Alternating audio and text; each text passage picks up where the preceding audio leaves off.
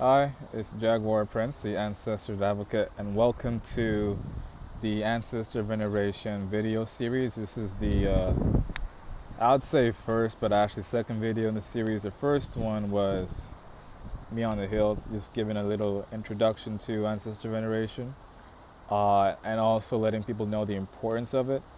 In this video, we're going to get into what the definition of Ancestor Veneration is.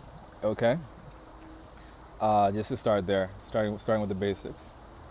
Um, Ancestor veneration should not be confused with connotations of ancestor worship or the word worship.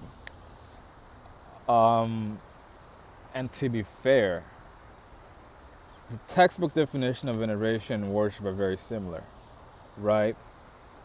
But in terms of how they've been used within people, religious, non-religious, whatever, worship has taken on a form, or within the imagination it's really thought to be about you bowing down to a supreme being that you regard as your creator or lord over you, right? In some regard, that's what the word worship means, okay? As a level of submission to a higher power, and not just a higher power, because the thing about worship, at least within the religious context, is that it also implies that your soul is not, how can I put it?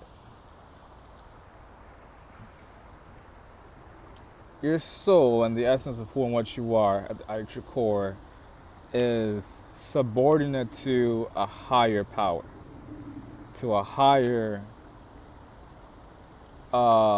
spiritual, cosmic, entity or deity, if you will. Right. And oftentimes, people who use the word worship, or let me put it this way, religious people do not understand the nature of the soul. They have not had an experiential uh, awareness of the absolute nature of the soul. Right. A lot of it is talk, a lot of it is imaginations from books written thousands of years ago. Beliefs. It's really very much centered on beliefs, right? Anyway, I just wanted to be thorough with how I went into the word worship. When we think about veneration, it's different. Veneration is offering, again, textbook definition, offering a certain a level of respect for somebody. Within the context of ancestor veneration, the practice and what really goes into it, one aspect of it is giving respect. Also, there's an understanding of the kind of communication. The wind's shaking my camera a little bit. Apologize. There's an understanding of how the communication between yourself and the ancestors is set up. There's an understanding of how your offerings are helpful to them, which is what this video series is also going to explain. There is a reciprocal relationship between the ancestors and the living on earth. There is also there is no they're greater than me, I am less than them kind of mentality. None of that is there. There is no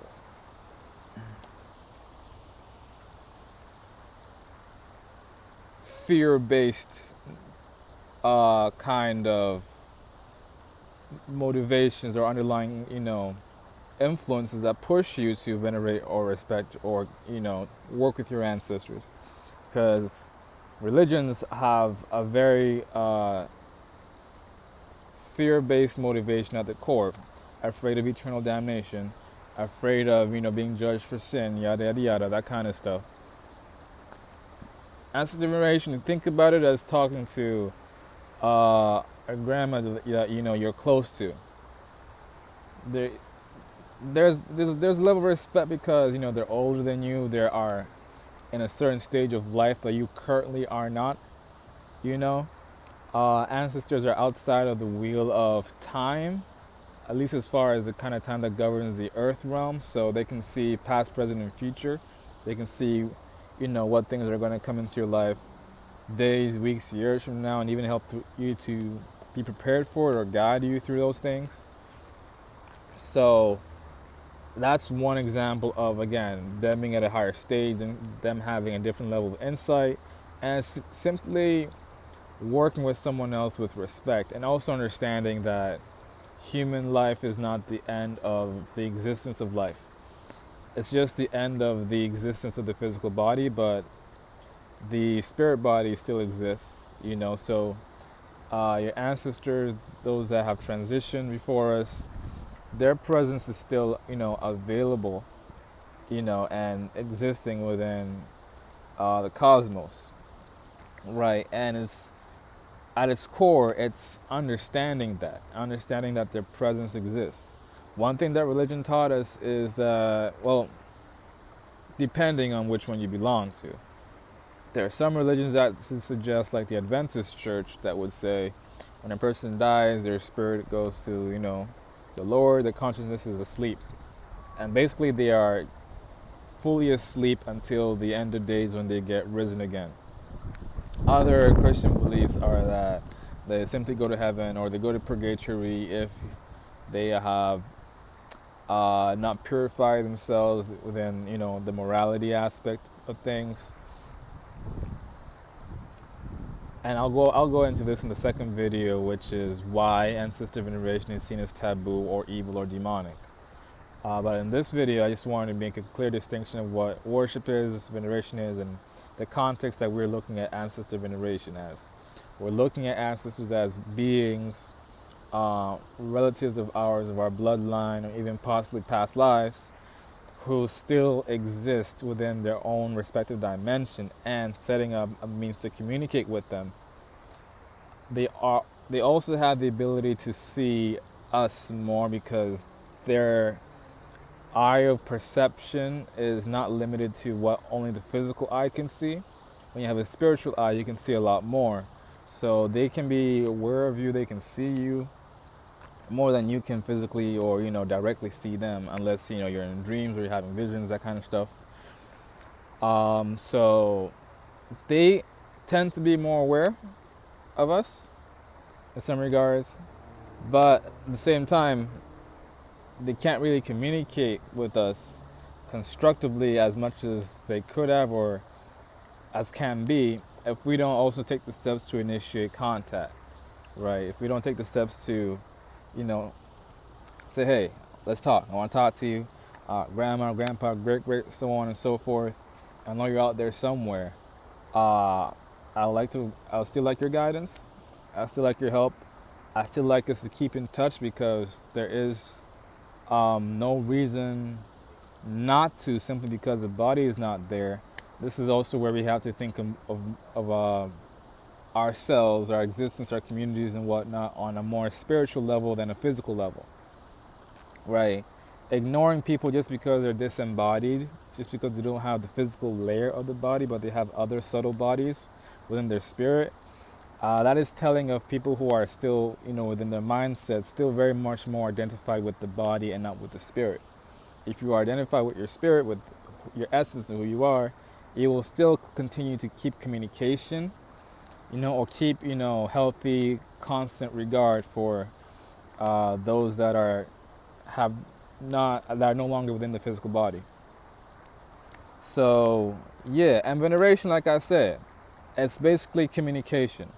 All relationships are based on communication, right? So this is simply